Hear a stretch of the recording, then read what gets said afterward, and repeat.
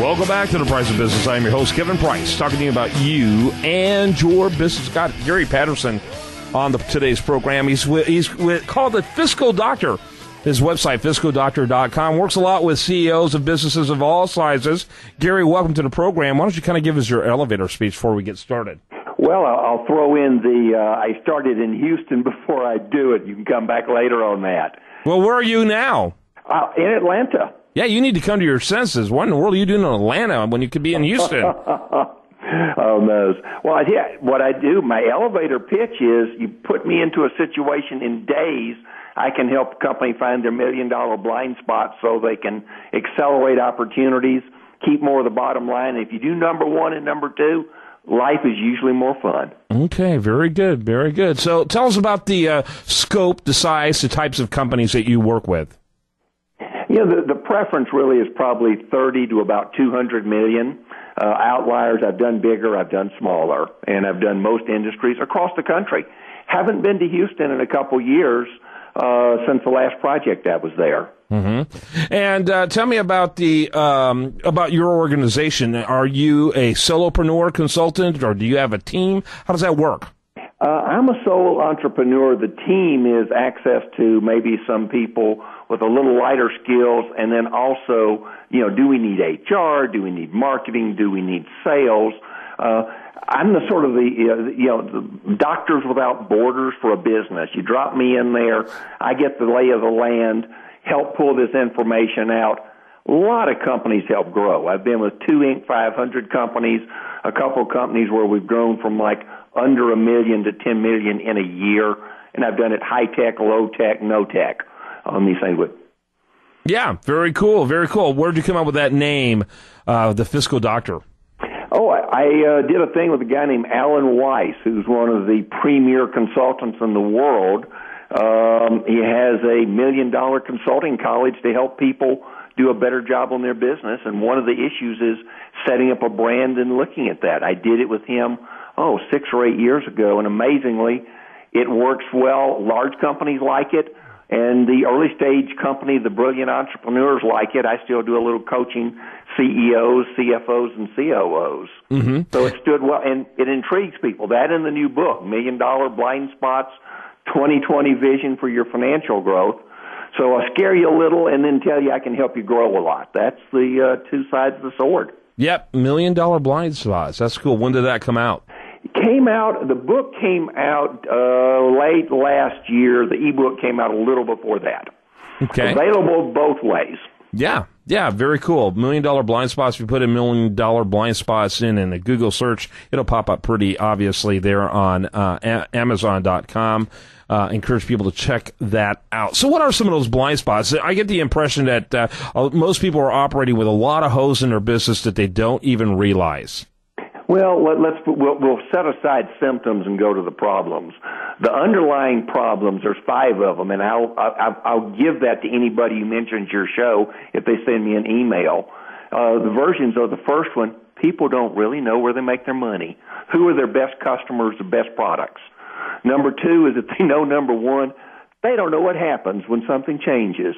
Think a couple years ago, if you had the Nokia account, cell phones, who would even want to talk to those people at Apple or such? Mm-hmm. The third one is you've got something on your balance sheet, only your mother would pay you that value at this time. 4 is opportunity cost. You really need to move some money around to reallocate resources. Number 5 is some version of puffery. The scary thing, you hear all these items, I've looked at that, about people that lie on resumes and things like that.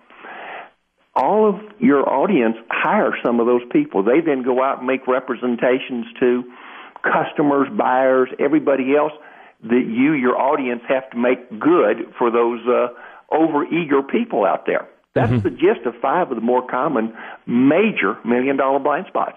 Interesting. So what is the, in terms of the scope or percentage of your operations in terms of what you're doing, consulting versus coaching versus seminars, speaking? Kind of give us an overview. I would say it's probably 80% actually doing. I mean, I do the coaching, the consulting across things. I basically created the book and wrote because you have to be at the front of the room to get access to your audience. If I hadn't done something catchy with that, the thing that intrigued you or the book, I wouldn't be on the radio. Your people wouldn't hear me. So got to spend 20% or so basically creating content to give to people so they'll say, wow, that person could help me grow, could help me keep some more money, could let me sleep a little better at night.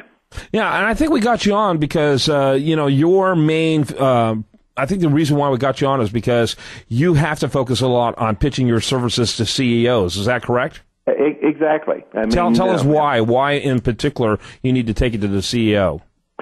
Well, I mean, the thing about this one is the CEO is the one person who makes that decision to reallocate the resources, and you come in there on these things with it, because everybody tells the CEO there are no problems as long as problems are not allowed. The moment a problem is allowed, he or she is just inundated with a wave of things. And that's usually the point at which they say, oh, my goodness, I need somebody to prioritize what I got.